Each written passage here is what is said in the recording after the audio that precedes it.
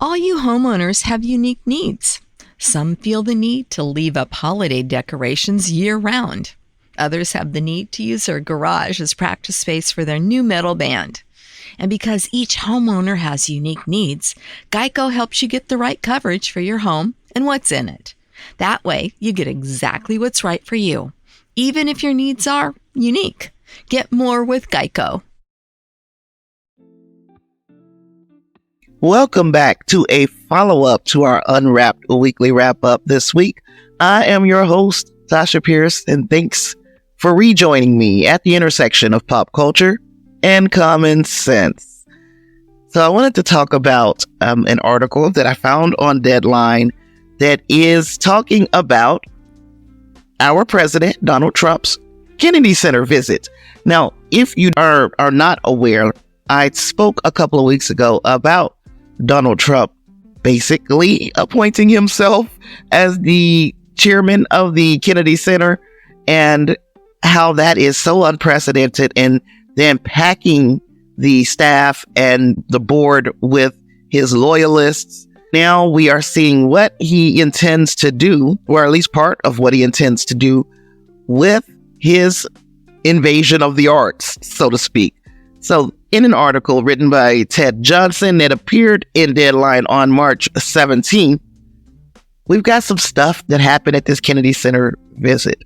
And it says, on his visit to the Kennedy Center this afternoon, the Art Institute's new chairman of the board, President Donald Trump, was asked by a reporter why it was so important for him to spend his time with the venue and on its lineup. Well, I mean, it's kind of clear that he wants his hands in everything, and he doesn't want anything that would remotely go against his agenda being performed at the Kennedy Center. So anywho, the reporter asked, "You have so much on your plate. Why come here today?" Trump answered, "This represents a very important part of DC and actually our country. And I think it's important to make sure that our country is good shape and is represented well. When people look at this, I've been hearing for a long time that they come here and they're disappointed when they come here. We want them to be excited." Now, people pack the Kennedy Center year after year after effing year, but they're so disappointed. At least the ones that talk to Trump, they're so disappointed that they come back the very next year. But anywho, just a couple of weeks into his presidency, amid the flurry of executive orders and tariffs, Trump seized control of the Kennedy Center and ensured that he was named chairman. I like the way that was put because that's precisely what happened. He became the first president to do so, putting him in a position to not only have a say in his programming, but potentially who will be selected when it comes to the annual Kennedy Center honors. Trump weighed in on the Kennedy Center selections, which he has previously labeled, quote, too woke.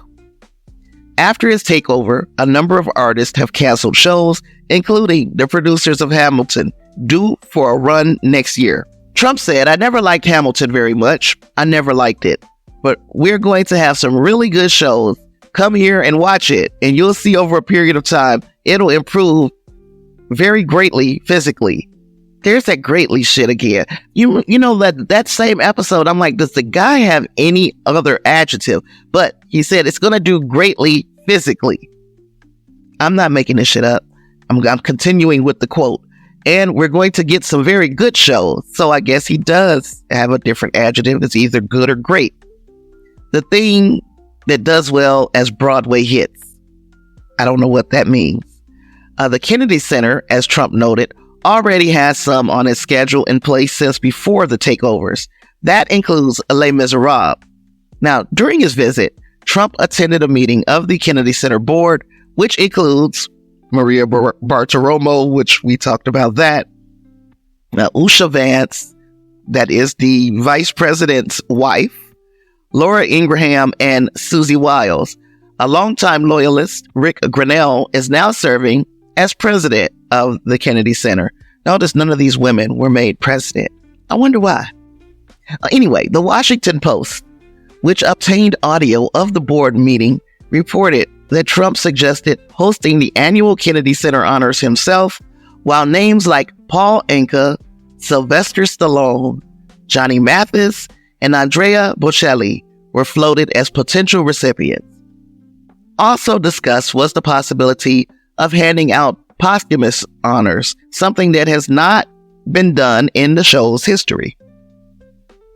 Now, Trump told reporters that the show got very tired, very boring, very radical left. I think we're going to do a very big show. We have some surprises, some very big surprises. Very is another one. Very big. I want somebody to get this man a thesaurus. When is his birthday? Oh, his birthday is in June. He's a psycho. I think people should get him a thesaurus for the next major holiday. I'm sure he'll make one up for himself. We need to get him some different adjectives, right? Adverbs, adjectives. We need him to expand his vocabulary because he wants to be the most important person in the world. And in many cases, the president of the United States is one of the most important and influential politicians, public figures in the world.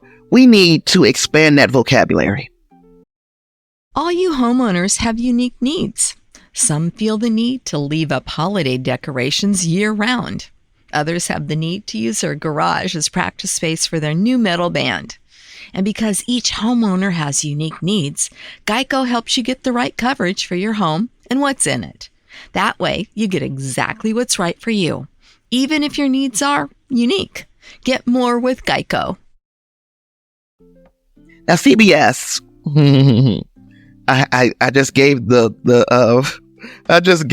Kendrick Lamar smile after I said the word CBS, because, Trump has an issue, a big ongoing issue with CBS, because he claims that they favorably edited an interview with Kamala Harris, and he has been pursuing lawsuits because of that. So his relationship with CBS is tenuous at best. So anyway, CBS, which has aired the show since its inception, has the rights to the show through the end of this year. Over the past decade, there's been an effort to try to appeal to younger and more diverse audiences, with done and dusted as producers and more unconventional choices like the creative team behind Hamilton and the Apollo Theater among the honorees. Trump complained of the physical structure of the Kennedy Center, as well as an expansion that was made in recent years. They built these rooms that nobody's going to use, rooms underground, and I've often wondered, where are the big cubes they have outside that block the view? Trump said. He appeared to be referring to the Reach, the expansion of performing arts, studio, and rehearsal spaces that opened in 2019. The expansion added 3 concrete pavilions that rise from a green space roof on the south end of the center. He also complained, he's doing a lot of complaining here. He also complained that the columns that front the center are supposed to be covered by something, whether it's marble or granite or whatever, bring it into more modern times. He also complained of union rules at the center.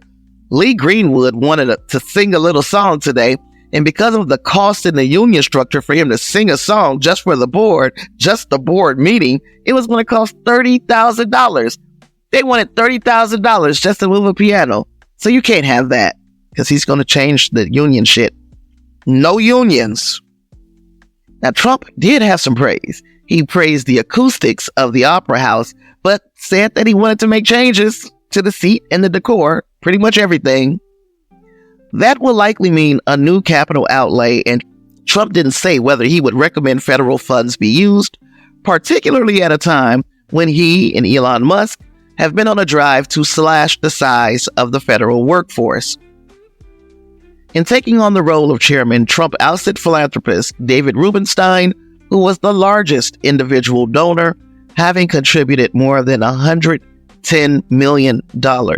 So one would say that philanthropist David Rubenstein earned his position as the role of chairman by merit, and that his $110 million donations earned him a say in what goes on at the Kennedy Center, where Donald Trump's appointment seems to be just diversity, equity, and inclusion.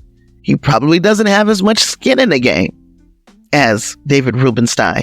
I think we should look into his appointment as chairman. So be it. I said it, so shall it be. Anyway, before he left, Trump told reporters that the Kennedy Center needs a lot of work. We're going to fix it. We're going to make it a part of D.C. and the Capitol. I don't know what the fuck that means. The center, which opened in 1971, is a modernist structure designed by Edward Durrell Stone. There we have it. Our chairman, our esteemed chairman of the Kennedy Center, has gone over there and he has made his grievances known. And he is saying that we're going to have some great shows with some good performances. And I really am interested in seeing where this thing goes with Trump and the freaking Kennedy Center and all of the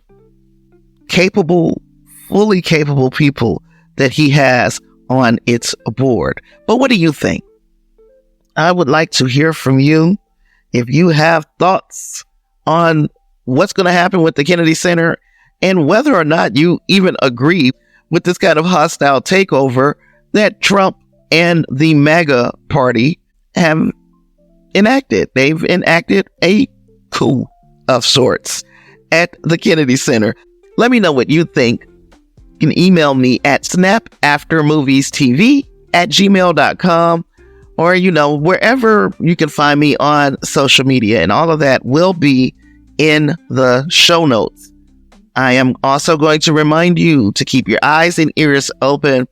There are plenty of ways to resist having more things taken over by our esteemed president, and I may come back and visit you with more follow-ups to some of our stories at a later time. But I truly do want to hear from you, and I appreciate each and every one of you for hanging out with me today, where I brought you the information, but I don't spill tea, because you deserve so much more than just tea.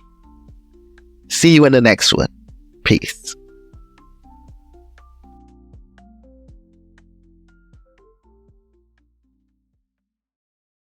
All you homeowners have unique needs.